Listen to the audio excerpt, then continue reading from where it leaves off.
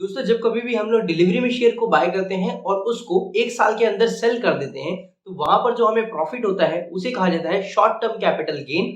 और अगर आपको वहाँ पर लॉस हो रहा है, तो उसे कहा जाता है शॉर्ट टर्म कैपिटल लॉस। वहीं अगर आप ये शेयर 1 साल के अंदर ना सेल करें, 1 साल के बाद सेल करते हैं, तो वहाँ पर आपको जो भी प्रॉफिट होता है, उसे कहा जाता है लॉन्ग टर्म कैपिटल गेन। और वहाँ पर जो आपको लॉस होता है, उसे कहा जाता है लॉन्ग टर्म कैपिटल लॉस। तो दोस्तों आज के इस वीडियो में मैं आपको बताने वाला हूँ कि कैसे आप अपने आईटीआर फॉर्म में यानी कि इनकम टैक्स रिटर्न फॉर्म में अपना शॉर्ट टर्म कैपिटल गेन और long term capital gain show कर सकते हैं।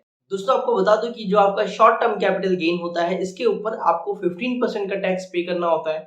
और अगर आपको लॉन्ग टर्म कैपिटल गेन हुआ है, तो वहां पर अगर आपका long term capital gain 1 lakh से कम है, तो 1 लाख के कम अमाउंट के ऊपर आपको कोई भी टैक्स पे नहीं करना है। और अगर आपका long term capital gain 1 lakh से ऊपर है, तो 1 लाख के ऊपर के अमाउंट के ऊपर आपको 10% का टैक्स पे करना होता है। तो चलिए बिना किसी देरी के लेके चलता हूँ आपको अपनी कंप्यूटर स्क्रीन पे, जहां पर हम देखेंगे कैसे हम अपना आईटीआर में लॉन्ग टर्म कैपिटल गेन और short term capital gain show कर सकते हैं। तो दोस्तों सबसे पहले तो आपको इनकम टैक्स की वेबसाइट के ऊपर लॉगिन कर लेना है। ये मैंने लॉगिन कर लिया है। अभी हमें क्लिक करना है फाइल नाउ के ऊपर।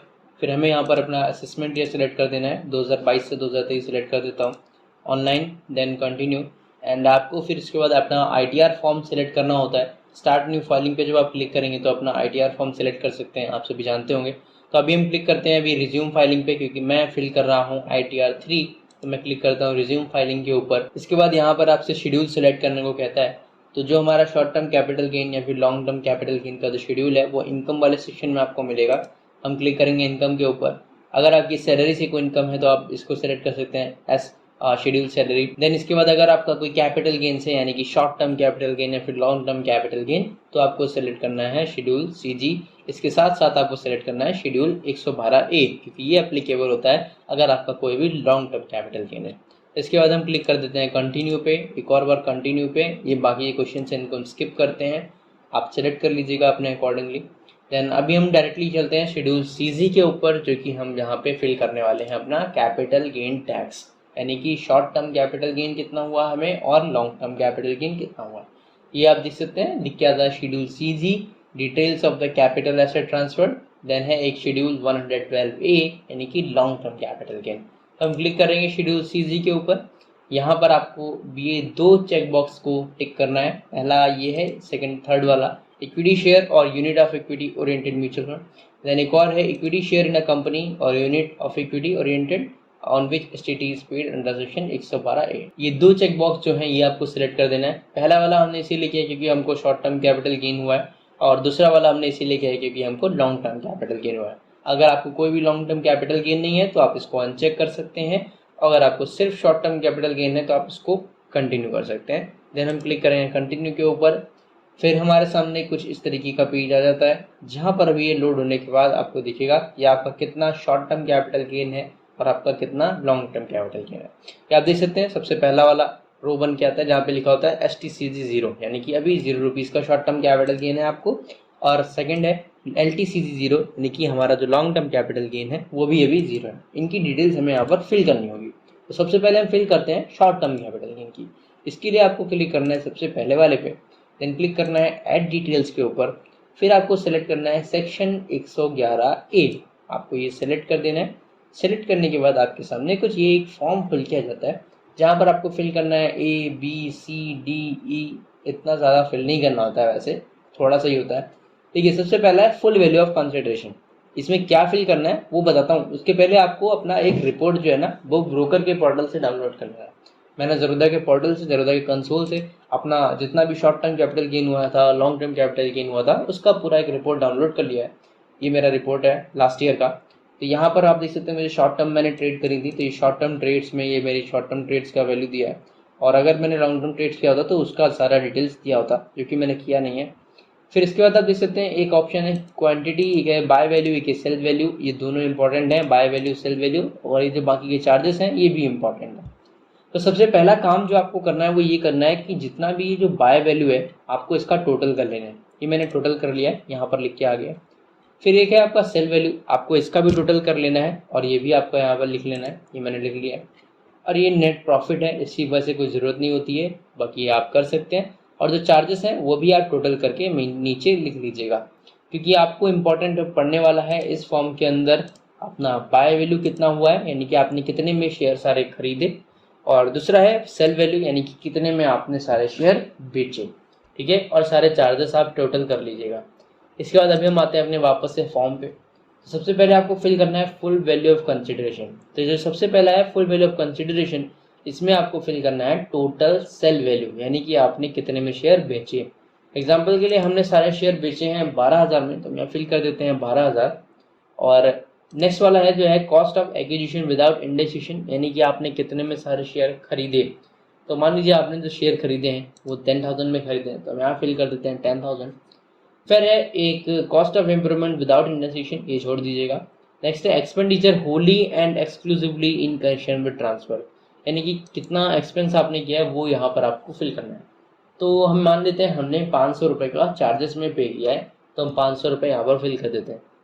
तो ये टोटल आ जाता है कि हमने यहाँ पर, अब जैसे टोटल आ जाता है कि हमारा जो खर्चा हुआ है वो 10,500 का हुआ है। 10,500 के अमाउंट के ऊपर हमें डिडक्शन मिल जाएगा, यानी कि हमें इतने अमाउंट के ऊपर कोई भी टैक्स नहीं पे करना है अंडर सेक्शन 48। एंड इसके बाद आप देखते हैं बैलेंस निकल के आता है, यानी कि कितना आपको प्रॉफिट हुआ है या फिर कितना आपको नुकसान हुआ है, वो आता है 1,500 रुपये का। तो हमें 1,500 रुपये का टोटल प्रॉफिट हुआ है। अभी हम क्लिक कर देंगे ऐड के ऊपर, तो आप देख सकते हैं ये लिख के आ जाता है short term capital gain equals to 1,500।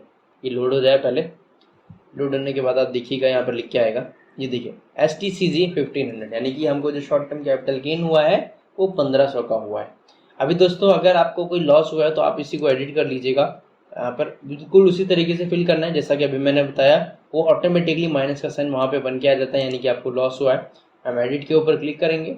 ये हमने देखा था कि यहाँ पर हमने फुल वैल्यू ऑफ कंसिडरेशन लिखा है 12,000, यानी कि 12,000 में बेचा है। अभी मान लीजिए आपको लॉस हुआ है तो आप बेचते हैं सारे शेयर अपने 8,000 रुपये में, तो हम यहाँ पर फिल कर देते हैं 8,000, यानी कि हमने 10,000 में खरीदे, 500 रुपये का ऊपर से चार्ज भी दिया, और हम जब बेच रहे हैं तो हमें सिर्फ 8,000 रुपये मिल रहे हैं, यानी कि हम बेचते हैं 8,000 रुपये पे, तो हमें यहाँ पर 2,500 रुपये का नुकसान हो जाता है। तो इसीलिए आप देख लीजिएगा बैलेंस में लिख के आएगा -2,500, यानी कि 2,500 का नुकसान हुआ है। सेव के ऊपर क्लिक कर देंगे तो आगे भी वो अपडेट हो जाएगा और माइनस में 2,500 लिख के आ जाएगा। ये आप देख लीजिए यहाँ लिखा है STCG 2,500 माइनस में। देन इसके बाद आपको फिल करना है अपना लॉन्ग टर्म कैपिटल गेन, यानी कि लंबे समय में जब आपने सारे शेयर बेचे, यानी कि 1 साल के बाद जो आपने शेयर बेचे, तो इसके लिए जो सेकेंड वाली रो है equity share in a company और unit of equity oriented fund और unit of business trust on which STT is paid under section 112A, तो हमें इसके ऊपर क्लिक करना है। फिर हम क्लिक करेंगे ऐड डिटेल्स के ऊपर।